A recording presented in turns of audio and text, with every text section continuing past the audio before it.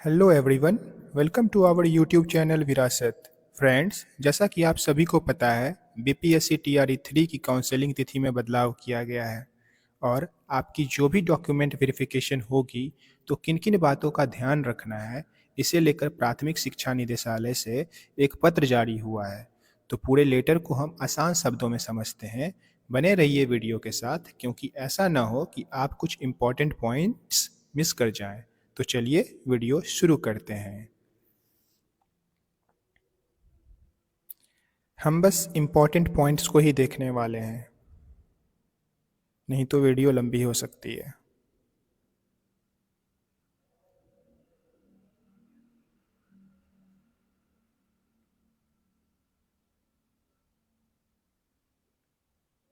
सभी को अपने अलॉटेड डिस्ट्रिक्ट में उपस्थित होना है, पहला पॉइंट तो ये है। और सेकंड पॉइंट ये लिखा हुआ है कि सभी अनुशंसित विद्यालय अध्यापक का वेरिफिकेशन उनके आवंटित जिला के डीआरसीसी अथवा जिला द्वारा चयनित स्थल पर किया जाएगा। वेरिफिकेशन के लिए तिथि एवं टाइम स्लॉट का निर्धारण मुख्यालय स्तर से किया जाएगा। तो फ्रेंड्स, हमने ऑलरेडी किस जिला में कहाँ पे काउंसलिंग होने वाली है उस प्लेस पर एक वीडियो ऑलरेडी अपलोड कर दिया है। तो आपकी काउंसलिंग कहाँ होने वाली है उस डिस्ट्रिक्ट में, तो आप उस वीडियो को जाकर देख सकते हैं।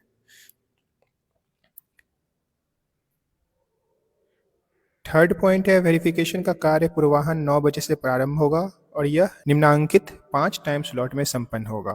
मतलब आप बहुत लोगों का काउंसलिंग होना है, तो सभी का एक बार में काउंसलिंग तो हो नहीं सकता है, भगदड़ मच जाएगी।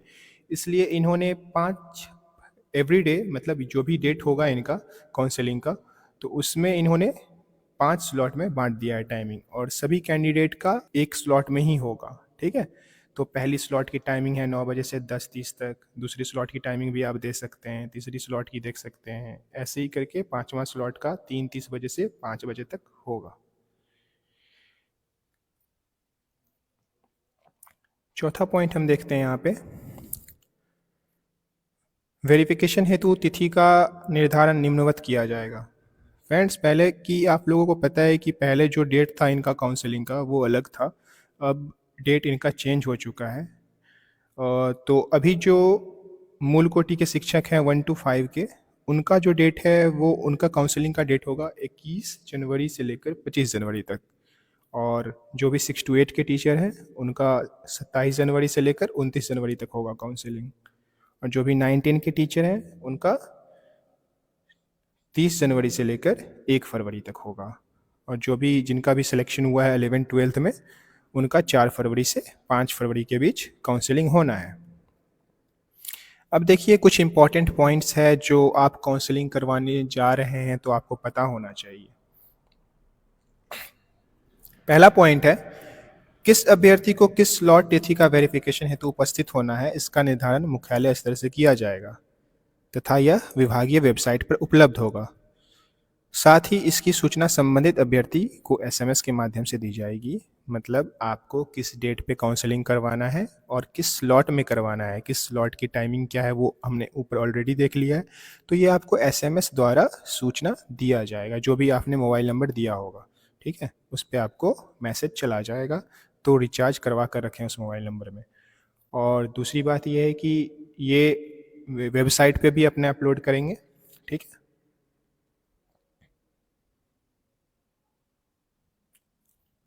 सेकेंड पॉइंट है, तिथिवार एवं स्लॉटवार अनुशंसित विद्यालय अध्यापक की सूची शिक्षा विभाग की वेबसाइट पर अपलोड की जाएगी। मतलब एवरी डे डेट वाइज, ये स्लॉट वाइज कौन कौन से टीचर्स की काउंसलिंग होनी है डिस्ट्रिक्ट वाइज, ये अपलोड करेंगे वेबसाइट पे। ठीक है, थर्ड पॉइंट क्या है देखते हैं, वेरिफिकेशन हेतु कोई हड़बड़ी एवं आपाधापी न करें। वेरिफिकेशन की तिथि का अनुशंसित अभ्यर्थी की वरीयता से कोई संबंध नहीं है।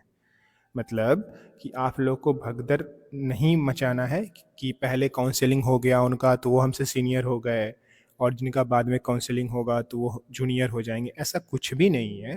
तो इन्होंने साफ कर दिया इसको, इसलिए आप लोग वहाँ पे जहाँ पे भी आपकी काउंसलिंग स्थल है वहाँ पे जाके कोई आपाधापी ना करें, कोई हड़बड़ी ना करें। जो स्लॉट दिया जाता है, जिस डेट को दिया जाता है, आप उस स्लॉट में वहाँ पे अपना काउंसलिंग करवाएंगे।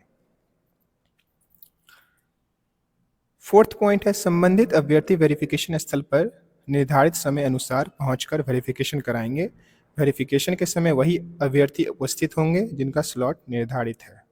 मतलब आप किसी और को लेकर नहीं जाएंगे, मतलब लेकर जा सकते हैं लेकिन आप जो मेन जो वहाँ जहाँ पे आपकी काउंसलिंग होनी है वहाँ पे आपको खुद ही उपस्थित होना होगा, कोई आपके बदले कोई और आपकी काउंसलिंग नहीं करवाएगा। पांचवा पॉइंट है टाइम स्लॉट के अनुसार काउंटर पर अभ्यर्थी का नाम खुलेगा। मतलब अगर आपका अगर काउंसलिंग स्लॉट 2 में होना है और आप बहुत पहले ही पहुंच गए हैं और आप चाहते हैं कि आपकी काउंसलिंग उस समय कर दी जाए, तो ऐसा नहीं होगा क्योंकि टाइमिंग जो है उसी के अनुसार वहाँ पे शो होगा उनके सिस्टम पे, ठीक है। तो पहले पहुँच कर भी कोई फ़ायदा नहीं है, तो आप अपने टाइम से ही जाएं।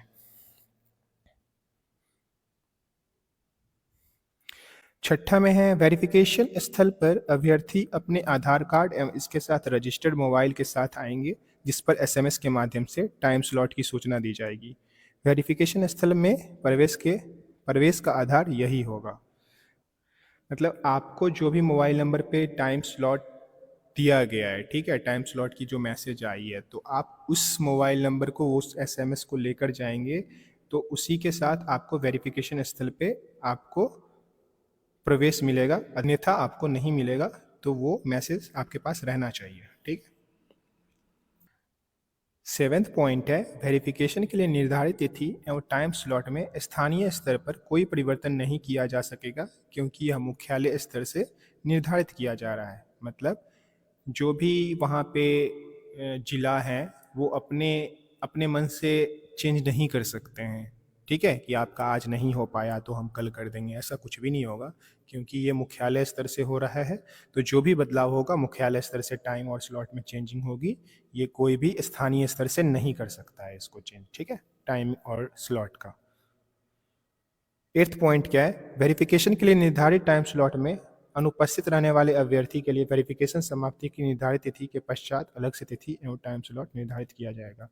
मतलब आपका किसी कारणवश अगर आप अनुपस्थित रहते हैं, ठीक है, काउंसलिंग में अगर आप नहीं जा पाते हैं तो ऐसा नहीं है कि आपका छूट गया काउंसलिंग, एक्चुअली वो फिर से निकालेंगे डेट, लेकिन सबकी जो काउंसलिंग हो जाएगी उसके बाद एक डेट और निकलेगी कि किन किन का रह गया है, जो अनुपस्थित रह गए हैं उनको एक और मौका दे दिया जाएगा तो वो वापस उस टाइम में करवा सकते हैं।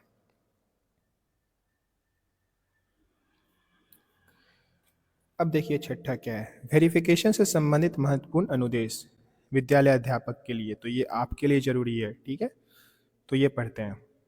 निर्धारित तिथि को वेरिफिकेशन हेतु उपस्थित होने वाले अनुशंसित अभ्यर्थियों द्वारा निम्नांकित कागजातों को प्रस्तुत किया जाएगा। अब आपको कौन कौन सा डॉक्यूमेंट्स लेकर वहाँ पे जाना है तो वो समझते हैं। बिहार लोक सेवा आयोग की विद्यालय अध्यापक नियुक्ति परीक्षा 2024 का मूल प्रवेश पत्र एवं उसकी एक अभिप्रमाणित छाया प्रति। मतलब आपको जो बीपीएससी में आपने जो एग्ज़ाम दिया है तो उसकी एक एडमिट कार्ड तो ओरिजिनल लेकर जाना ही है, साथ में उसकी एक जो है self attested xerox copy photo copy भी लेकर जाना है, ठीक है। सेकेंड है मूल आधार प्रमाण पत्र एवं उसकी स्वाभिप्रमाणित छाया प्रति, ठीक है। तो आप मूल आधार प्रमाण पत्र अपना ले जाएंगे और उसकी भी सेल्फ टेस्ट करके कॉपी रखेंगे, ठीक है, वो भी लेकर जाना है। थर्ड पॉइंट सभी शैक्षणिक एवं प्रशैक्षणिक प्रमाण पत्रों की मूल एवं बिहार लोक सेवा आयोग के वेबसाइट पर अपलोड किए गए प्रमाण पत्रों की डाउनलोड प्रति, जिसमें बिहार लोक सेवा आयोग का वाटरमार्क परिलक्षित हो कि एक एक सौ अभिप्रमाणित छाया प्रति। मतलब आपने जो भी डॉक्यूमेंट्स अपलोड किए थे एग्ज़ाम देने से पहले, ठीक है, बीपीएससी के वेबसाइट पे, तो वो डाउनलोड करना है और वो डाउनलोड करके बीपीएससी का वाटरमार्क शो होना चाहिए, तो उसका शो करके एक सब पे सेल्फ अटेस्ट करके आपको देना है। और आपका जो भी शैक्षणिक और प्रशैक्षणिक प्रमाण पत्र है उसकी ओरिजिनल भी, उसका ओरिजिनल कॉपी भी लेकर जाना है, ठीक है, उससे वो मिलान करते हैं। फोर्थ पॉइंट सीटीईटी बीटीईटी एसटीईटी उत्तीर्णता प्रमाण पत्र मूल एवं बिहार लोक सेवा आयोग के वेबसाइट पर डाउनलोड वाटरमार्क प्रति का स्वाभिप्रमाणित छाया प्रति। मतलब अगेन बीपीएससी के वेबसाइट पे जो आपने अपलोड किया है सीटीईटी, बीटीईटी, एसटीईटी का जो भी प्रमाण पत्र आपने अपलोड किया है उसका सेल्फ अटेस्ट कॉपी जिसमें बीपीएससी का वाटरमार्क शो होगा और इसका मूल प्रमाण पत्र मतलब ओरिजिनल भी जिस आधार पे भी आपने अप्लाई किया होगा सीटीईटी, बीटीईटी, एसटीईटी, तो तीनों में से सब किसी का भी ओरिजिनल लेकर जाना है और बीएससी पे जो अपलोड है उसका कॉपी लेकर जाना है। ठीक है, और इसको सेल्फ अटेस्ट करना है। पांचवा है पासपोर्ट साइज का 3 फोटोग्राफ जैसा कि आयोग द्वारा आयोजित परीक्षा में शामिल होने हेतु पूर्व में आयोग में ऑनलाइन ऑफलाइन जमा किया गया था। मतलब आपने जो भी अपलोड किया था एग्जाम देने से पहले अपना पासपोर्ट साइज फ़ोटो, तो वही फ़ोटो आपको 3 और फ़ोटो लेकर जाना है वहाँ पे। ठीक है, कोई दूसरा फ़ोटो नहीं चलेगा। छठा पॉइंट है आरक्षण दावा से संबंधित मूल प्रमाण पत्र एवं उसकी एक बिहार लोक सेवा आयोग की वेबसाइट से डाउनलोड वाटरमार्क प्रति की स्व अभिप्रमाणित छाया प्रति। मतलब आपने जो भी आरक्षण दावा किया है ईडब्ल्यूएस का हो, एससी हो, एसटी हो, तो उसका जो भी आरक्षण आरक्षण वाला आपने जो भी जाति का सर्टिफिकेट लगाया होगा, जैसे ओबीसी का होता है ना non creamy layer, SC ST का जाति सर्टिफिकेट, ईडब्ल्यूएस का ईडब्ल्यूएस सर्टिफिकेट होता है, तो आपको वो ओरिजिनल लेकर जाना है और जो भी आपने अपलोड किया था उसका बीपीएससी से वाटरमार्क वाला उस पर सेल्फ अटेस्ट करके लेकर जाना है।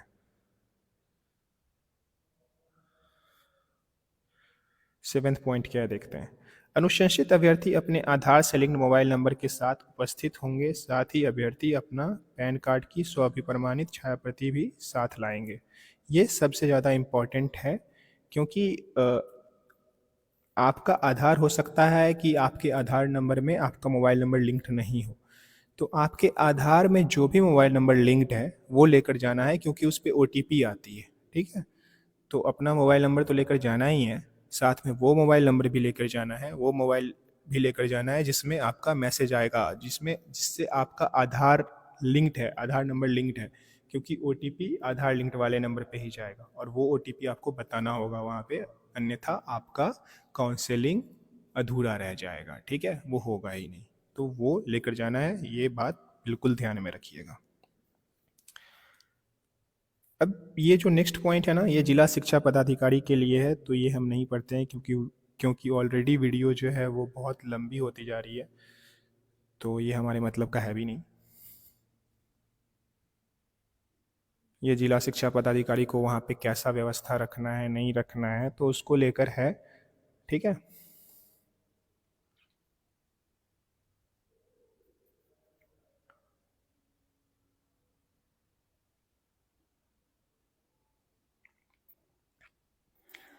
अब यहाँ पे 8th पॉइंट क्या है देखिए। उपरोक्त क्रमांक 12A से 12C के अनुसार पाए गए प्रमाण पत्रों को तिथिवार स्लॉटवार संधारित कर सीलबंद बक्से में जिला शिक्षा पदाधिकारी को वेरिफिकेशन दल उपलब्ध कराएगा। ठीक है, तो ये भी उनके लिए ही है कि क्या करना है नहीं करना है, ये सारा पॉइंट है। उपरोक्त क्रमांक 12D में वर्णित परिस्थिति में मूल प्रमाण पत्र प्रस्तुत करने हेतु संबंधित अभ्यर्थी को अंतिम मौका देते हुए तिथि एवं टाइम स्लॉट अलग से निर्धारित किया जाएगा। मतलब वही है कि अगर आपको संदेहास्पद में वो रख देते हैं, अगर आपकी डॉक्यूमेंट उनको लगती है कि शायद डाउटफुल है ये, तो वो आपको उस समय तो नहीं छाटेंगे, डाउटफुल वालों को उस समय नहीं छाटते हैं, वो आपको मौका देंगे कि इनका सही मेरे पास उपस्थित करवाइए, टाइम देते हैं वो, और इसके लिए वो अलग से टाइम स्लॉट और डेट निकालेंगे, वो कहा जा रहा है। 9th नंबर है अगर किसी अनुशंसित अभ्यर्थी का प्रमाण पत्र संदेहास्पद फर्जी पाया जाता है तो इसके लिए विभाग द्वारा कार्रवाई हेतु अलग से दिशा निर्देश जारी किया जाएगा। मतलब अगर आपका जो भी प्रमाण पत्र है वो संदेहास्पद पाया जाता है या फर्जी पाया जाता है तो इसके लिए जो है विभाग अलग से दिशा निर्देश जारी करेगी, अलग से एक लेटर जारी करेगी, फिर उसके अकॉर्डिंग जो होगा वो होगा। ठीक है, वेरिफिकेशन स्थल पर अभ्यर्थियों के वेरिफिकेशन की वीडियोग्राफी कराई जाएगी। मतलब वहाँ पे जो भी आपकी काउंसलिंग होगी, डॉक्यूमेंट वेरिफिकेशन होगी, तो उसकी वीडियोग्राफी करवाई जानी है। ठीक है, उपरोक्त के संबंध में विशेष जानकारी के लिए विभागीय पोर्टल संबंधित जिला शिक्षा पदाधिकारी से संपर्क किया जा सकता है। मतलब अगर आपको कोई अलग से विशेष जानकारी चाहिए तो विभाग के वेबसाइट पे आप जाके देखिए, या फिर जिला शिक्षा पदाधिकारी जिस भी डिस्ट्रिक्ट में आपका सिलेक्शन हुआ है तो उनसे संपर्क कीजिए। ठीक है, वैसे ज़रूरत नहीं पड़ेगी संपर्क करने की, सारा जो है वो मैंने आपको इन शॉर्ट बता ही दिया है।